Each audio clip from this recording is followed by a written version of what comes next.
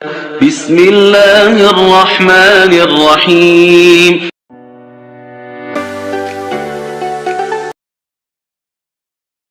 बिस्मिल्लाहिर्रहमानिर्रहीम। अस्सलाम वालेकुम। Welcome to the maths academy. जी स्टूडेंट्स, कैसे हैं आप सब? उम्मीद है आप सब खैरियत से होंगे और मैथ्स एकेडमी के लेक्चर्स भी आपको अच्छे तरीके से समझ आ रहे होंगे। स्टूडेंट्स, आपको मालूम है कि हम द मैथ्स एकेडमी में 9th क्लास मैथ्स का सेम बोर्ड का सिलेबस स्टडी कर रहे हैं और हमारा chapter number 3 algebraic expression and formulas continue है।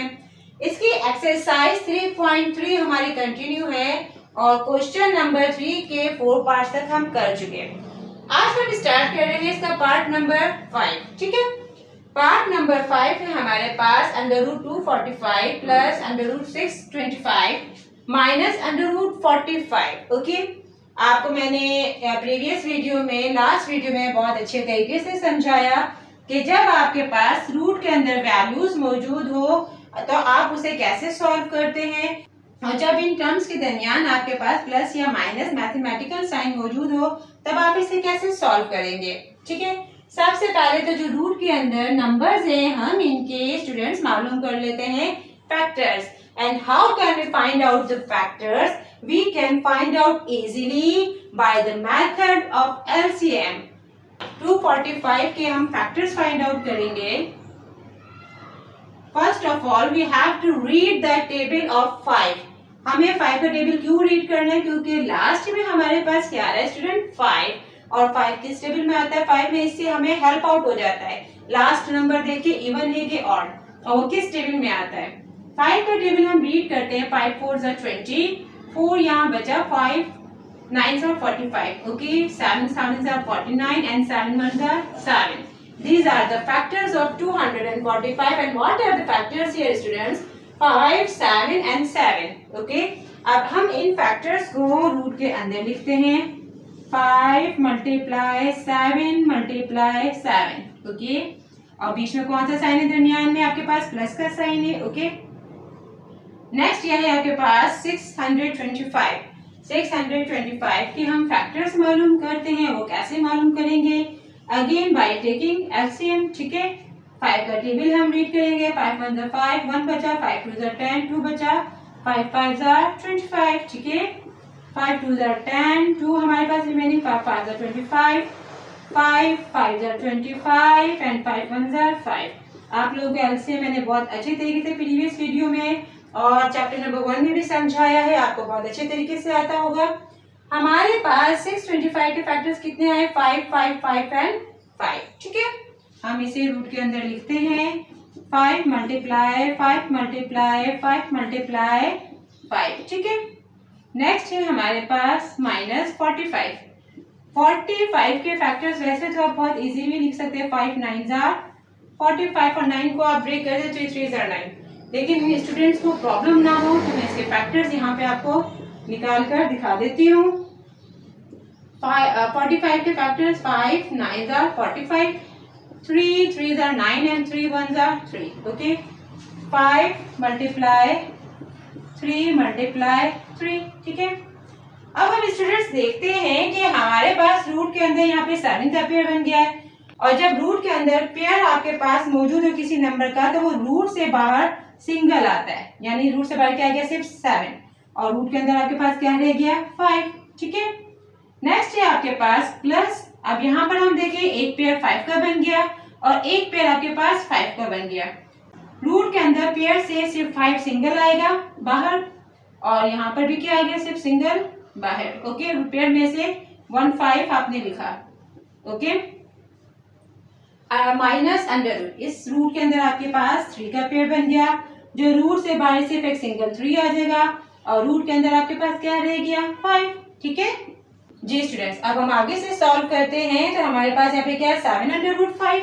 ठीक है, प्लस इसे हम मल्टीप्लाई करेंगे। 5 5 25। ठीक है, and then minus 3 under root 5। ठीक है स्टूडेंट्स, मेरी हर मुमकिन कोशिश होती है कि आपको बहुत डिटेल में एक्सप्लेन करूं, एक एक स्टेप क्लियर करूं और उम्मीद है आपको समझ भी आता होगा। यहाँ पर स्टूडेंट्स हमारे पास क्या है कि यहाँ पर एक हमारे पास नंबर आ गया, कांस्टेंट आ गया 25 और रूट में हमारे पास टू टर्म्स आ गई 7/√5 एंड 3/√5, यानी कि हमारे पास जो रूट में वैल्यूज है उसे हम एक साथ लिख देते हैं, नंबर को साइड पे लिख देते हैं। 25 हमने यहाँ लिख दिया। 25 क्या ये प्लस का साइन है जो हम यहाँ पे नहीं लिखेंगे, इसलिए कि कोई साइन नहीं है तो अंडरस्टूड बात है, वहाँ प्लस का साइन है। और यहाँ पर क्या है 7/√5 हमने लिखा, और इसके आगे प्लस का साइन क्यों लिखा है, क्योंकि आगे कोई साइन नहीं है तो प्लस का साइन है, एंड -3/5। ठीक है, अब बात आ गई हमने इस रूट को कैसे सॉल्व करना है। प्रीवियस वीडियो में मैंने आपको समझाया कि जब आपके पास टर्म्स के दरमियान प्लस या माइनस का साइन हो और वैल्यू आपके पास रूट के अंदर मौजूद हो तो वो प्लस माइनस होगा, लेकिन कब होगा, जब आपके पास रूट के अंदर वैल्यू सेम होनी चाहिए। अब इस फॉर्म में ये प्लस माइनस हो सकता है। अगर यहाँ पे 5 है तो फॉर एग्जाम्पल यहाँ पे 8 हो, 7 हो, वट कुछ और नंबर, तब वो प्लस माइनस नहीं होगा। ओके, 25। अब हम यहाँ पे क्या करते हैं, प्लस ब्रैकेट हमने लिखा, क्यों लिखा अभी नेक्स्ट स्टेप में समझ आ जाएगा। यहाँ पर भी √5 है, यहाँ पर भी √5 है, तो क्या हम √5 कॉमन ले सकते हैं? बिल्कुल ले सकते हैं। और कॉमन हम कैसे लेते हैं कि इन दोनों में ये कॉमन आ गया √5, उसे आप सिर्फ 1 टाइम लिखेंगे। ओके, यहाँ पर आपके पास सिर्फ क्या रह गया, 7 रह गया, ये माइनस का साइन, और यहाँ पर क्या रह गया आपके पास 3 रह गया। ये 25 आपके पास as it is, and plus 7 में से आपने 3 माइनस किया, 4 आया। अब यहाँ पर क्या रह गया आपके पास √5। Students, we have solve this question and I hope आपको ये बहुत अच्छे तरीके से समझ आया होगा। 25 + 4 √5। ओके स्टूडेंट्स, हमारा पार्ट नंबर 5 कंप्लीट हुआ। अब हम स्टार्ट करते हैं इसका पार्ट नंबर 6। जी स्टूडेंट्स, हमारे पास पार्ट नंबर 6 है 10√11 -√396 -3√11। जी स्टूडेंट्स, अब तो आपको क्वेश्चन सॉल्व करके समझ आ ही गया होगा कि हमने इसे कैसे सॉल्व करना है। सबसे पहले हम अंडर रूट में जो वैल्यू मौजूद है उसके फैक्टर्स फाइंड आउट करते हैं। 11 को मजीद ब्रेक हम नहीं कर सकते, इसमें भी 11 है रूट में, इसे भी ब्रेक नहीं कर सकते। So we come on this root and what is here 396। Okay, 396 के हम फैक्टर्स मालूम करते हैं एलसीएम की मदद से। 3 1 are 3, 3 3 are 9 and 3 2 are 6। Okay, अब हम यहाँ पे 2 से करते हैं, 2 6 are 12, 2 6 are 12। Okay, 2 3 are 6, 2 3 are 6, 3 1 are 3, 3 1 are 3 and 11 1 are 11। ठीक है, फैक्टर्स आ गए हमारे पास 3 2 2 3 11। ठीक है, अब हम क्या करते हैं कि 10√11 ऐसे ही एज इट इज हमने लिखा, और 396 से हम फैक्टर्स लिखते हैं। हमारे पास 3 2 टाइम्स है, 2 2 टाइम्स और 11। हम ऐसा करते हैं 3 3 एक साथ लिख देते हैं और 2 2 एक साथ लिख देते हैं। ठीक है, 2 × 2 × 3 × 3 × 11। और आपको वो समझ आ ही गया होगा कि क्यों मैंने लिखा है, हमारे पास ये पेयर बन गया है। ठीक है, अब यहाँ पर हमारे पास क्या है 3√11। ठीक है, जो हमने एज इट इज लिखा। हमारे पास यहाँ पे 2 का पेयर बन गया और 3 का पेयर बन गया। हमने लिखा यहाँ पे 10√11 माइनस, यहाँ पर रूट के अंदर स्टूडेंट 2 का पेयर बन गया, तो आपको मालूम है रूट से बाहर ये सिर्फ सिंगल 2 आएगा, मल्टीप्लाई रूट के अंदर 3 का पेयर बना है तो रूट से बाहर ये सिर्फ सिंगल 3 आएगा। रूट में आपके पास क्या रहेगा, सिर्फ और सिर्फ 11। ठीक है, एंड -3√11। जी स्टूडेंट्स, अब आप देख रहे हैं कि आपके पास रूट के अंदर सेम वैल्यू आ गई, √11 √11 एंड √11। इसे आगे सॉल्व करते हैं। 10√11 हम एज इट इज लिख देंगे, सही है। और इसके बाद हमारे पास आ गया माइनस, इसको हम मल्टीप्लाई कर देंगे, 2 3 are 6। ठीक है, 6√11 माइनस 3√11। हमारे पास रूट के अंदर वैल्यू स्टूडेंट्स बिल्कुल सेम आ गई। अब हम क्या करते हैं, इसे सॉल्व करते हैं। सॉल्व हम कैसे करेंगे कि हम इन तीनों में से √11 को कॉमन ले लेंगे, क्योंकि √11 तीनों टर्म्स में मौजूद है, और जब हम कॉमन ले लेते हैं तो उसको हम एक ही दफा लिखते हैं। यहाँ पर हमारे पास क्या रह गया 10, और यहाँ पर क्या रह गया हमारे पास 6, और यहाँ पर क्या रह गया हमारे पास 3। अब हम इसे सॉल्व करते हैं। 10 में से 6 माइनस किया 4, 4 में से 3 माइनस किया 1। ठीक है, √11, और रूट से पहले आपके पास 1 है, 1 हम लिखते नहीं है, वन शो नहीं करते, अंडरस्टूड बात है कि कुछ नहीं है, तो आगे क्या है नंबर 1।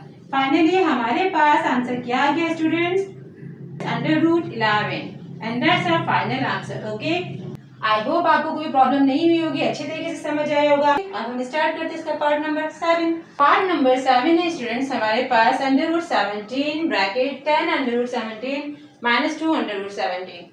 स्टूडेंट्स हम सबसे पहले तो जो रूट के अंदर नंबर्स होते हैं उन्हें सॉल्व करते हैं, फैक्टर्स मालूम करते हैं। लेकिन यहाँ पर आप देख रहे हैं कि 17 को हम मजीद ब्रेक नहीं कर सकते, ठीक है। तो हम इसे सॉल्व कैसे करते हैं, हम ऐसे करते हैं, सबसे पहले इस ब्रैकेट को सॉल्व करते हैं। √17 को हम एज इट इज लिख देते हैं, ठीक है। यहाँ हमने कर्ली ब्रैकेट लिखा। अब हम क्या करते हैं, हमें मालूम है कि जब आपके पास रूट के अंदर वैल्यू सेम हो तो वो आपके पास क्या हो जाते हैं, प्लस माइनस। अब यहाँ पे भी √17, यहाँ पे भी √17, तो क्या हम इसमें से √17 कॉमन ले सकते हैं, दोनों में से बिल्कुल ले सकते हैं, ठीक है। अब यहाँ से √17 कॉमन आया, कॉमन आने का मतलब हम इसको एक दफा लिख लेते हैं।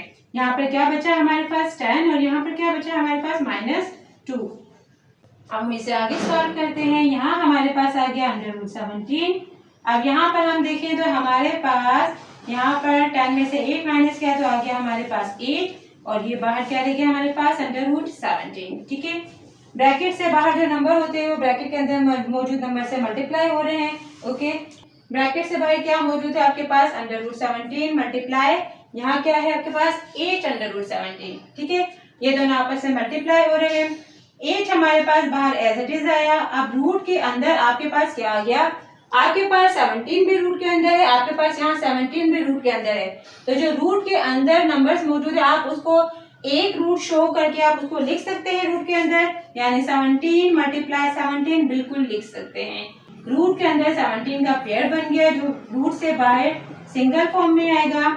17 × 8 × 17 या 17 × 8 आपके पास आंसर क्या आ जाएगा 136, ओके। स्टूडेंट्स इस क्वेश्चन का आंसर हमारे पास क्या है 136। That's our the final answer. We have solved the part number 7 of question number 3। Now move on the part number 8। Part number 8 है स्टूडेंट्स हमारे पास 3/2 ब्रैकेट √18 प्लस √32 माइनस √50। आपको मालूम है कि हम क्या करेंगे, सबसे पहले तो हमारे पास जो रूट के अंदर नंबर्स लिखे हैं स्टूडेंट्स, हम सबसे पहले से फैक्टर्स फाइंड आउट करेंगे। और फैक्टर्स हम कैसे मालूम करेंगे, by taking LCM, okay. By taking LCM we will find out the factors of the given numbers. The number is here 18 और 18 के फैक्टर्स वैसे तो बहुत इजीली हम वैसे भी कर सकते हैं, लेकिन वो स्टूडेंट जिनको थोड़ी प्रॉब्लम होती है, जिनको क्विकली समझ नहीं आता, उनके लिए मैं इसको स्टेप बाय स्टेप सॉल्व करती हूँ। 2 9s are 18, 2 3 3s are 9 and 3 1s are 3, okay. और नेक्स्ट हमारे पास नंबर क्या है 32। 2 1s are 2, 2 6s are 12, 2 8s are 16, 2 4s are 8 and 2 2s are 4 and 2 1s are 2, ठीक है।